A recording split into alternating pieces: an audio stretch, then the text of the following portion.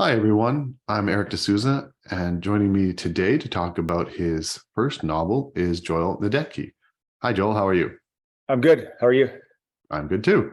Yeah. So Joel has been nominated for Crime Writers of Canada's of Excellence for Best Unpublished Manuscript, sponsored by ECW. Um, I've been talking to him for a little bit, and I think this will be an interesting conversation. He has some mutual friends, and it looks like he's written a great novel called The Broken Detective. A little bit about Joel. He's always loved stories, yet most of his childhood was spent playing hockey. It wasn't until university that he discovered books and authors who he admired. He's been teaching high school English for 17 years and recently began studying the craft of writing in a serious way. This is his first novel and draft of two, or sorry, he's working on the second draft. So obviously this is going to be a series. So that's good news. Um, Joel, I know a lot of English teachers that have sort of transitioned into writing, and I think they make great writers. But a few of them feel that since they're English teachers, they know the language so well, they skip the editor. And I'm really hoping you didn't do that. No, I didn't do that. I tried to do that for a while and I found that the stories they just weren't working. So I actually hired someone, Warren Layberry is his name. He lives on the West Coast as well, of Canada. And that was in spring of 2022. And then he got back to me with his feedback.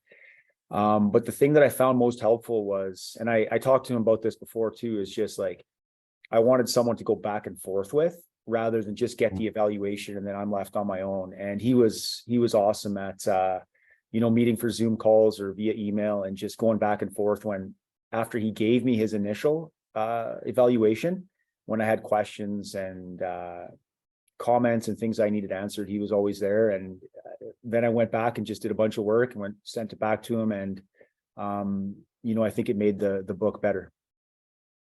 I know it's hard work, especially your first novel.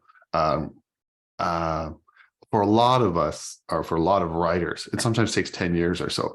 Has this Yeah. been a project that you've been working on for a long time, or has it been a little It, faster than 10 years? it's funny that you asked that. I was thinking about that this morning a little bit. I probably wrote the first draft of this character probably about 11 or 12 years ago. Oh, But in between then and now, there was periods of years when I wasn't doing any writing. So the character in some form goes back a long time. I would say this actual version of the book is within about a year and a half or two, but the actual story in my head of a private detective who has this challenging life where he's got his own personal stuff going on, that's been going back for a long time. You mentioned in a blurb to me that the work or your detective is somewhat inspired by Sam Weeb Yeah. from my neck of the woods. Have you ever got a chance to meet or talk to Sam? Yeah, you know what? I haven't met him in person or talked to him on the phone, but years ago, I think like a lot of sort of aspiring writers or people interested in writing, I follow the awards and such and what books are coming out.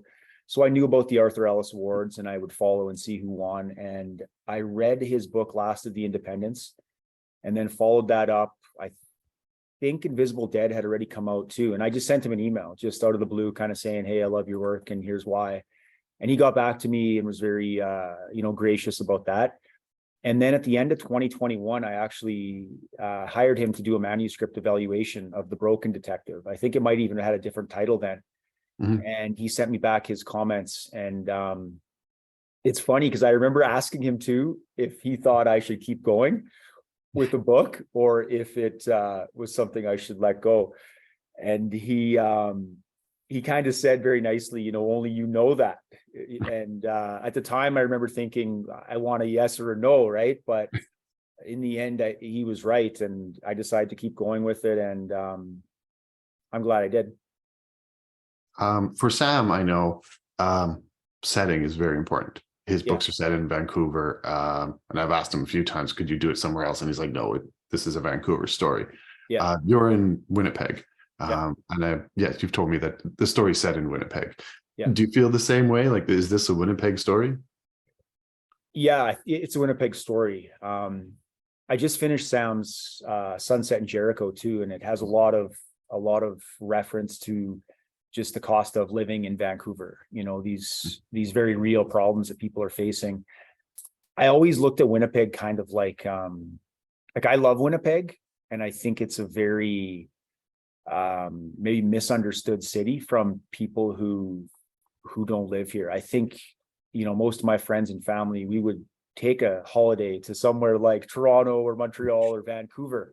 And I know many of us have been there. I spent a lot of time in Vancouver over the years, hockey and such, but I don't know if people come to Winnipeg in that same way, or if they even look at it in that same way. So I feel like um, the story is about the city. It's about people trying to live in the city, trying to survive, pay their bills, trying to figure out, what makes them happy. And ultimately, I think where you are for the story influences all that.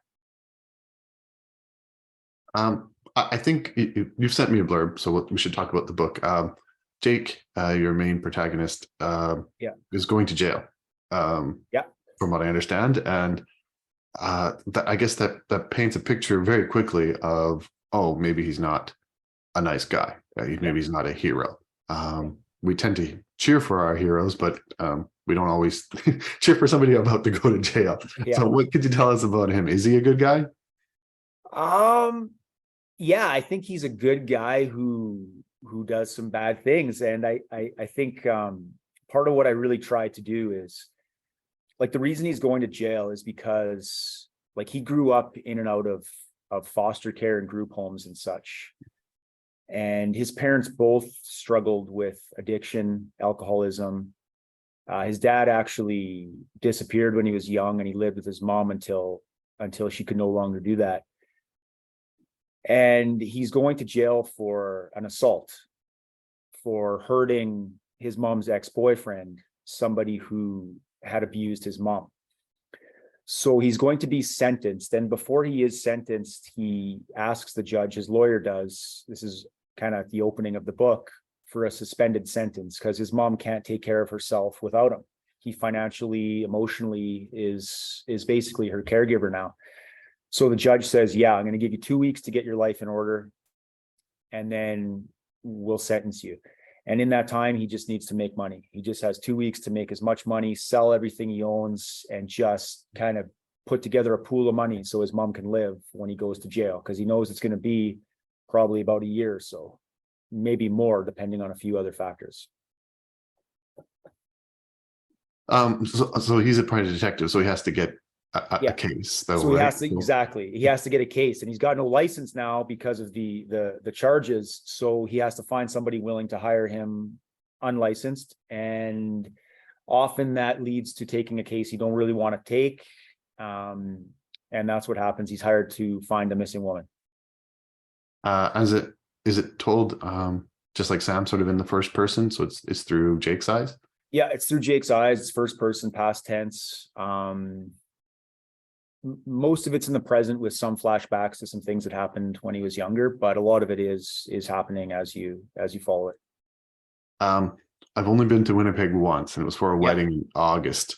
And they told me I was super lucky because winters, like many winters or many cities in Canada, winters are harsh. Yeah. And then there's like a lot of mosquitoes in most summers. Yeah. What season did you place your book in? You know what? It takes place in the fall. It takes place mostly in October, with a little bit going into the winter. But for this story, I felt like the next one, actually, the second one in the series, will take place in the winter. But for this one, I wanted to take place around Halloween. I just felt like that change of seasons from, like, in Winnipeg, everything is pronounced. Like, we have very distinct seasons. So going from summer to fall, everything changes and it looks drastically different. It gets wetter, the colors change, everything is different. So Jake, is part of his journey is that he's trying to quit drinking. So I felt like with the seasons changing, he's got this massive undertaking, and it just felt like the right place to set it. You look, I'm bad with ages, but you look a little bit younger than me. And I know as a writer myself, it's sort of a difficult time to try to write or to find time to write. Yeah. When did you find time to write? A lot of this book was written in 2021, where I did have a little more time just being at home with work and things sometimes. And it was actually very strange. So some of it was written where I just had a little more time during the day. And then also in the summer, I do have more time as well. So right now I try to write either early mornings or sometime in the morning if I have time at work, just to steal a bit of time to write. But a lot of it's in the early morning. Yeah. Yeah. I figured you were gonna, it's usually for us, it's either early morning or like really late at night. One or the other. Exactly. No, I'm not a night owl. I get up early, go to bed early.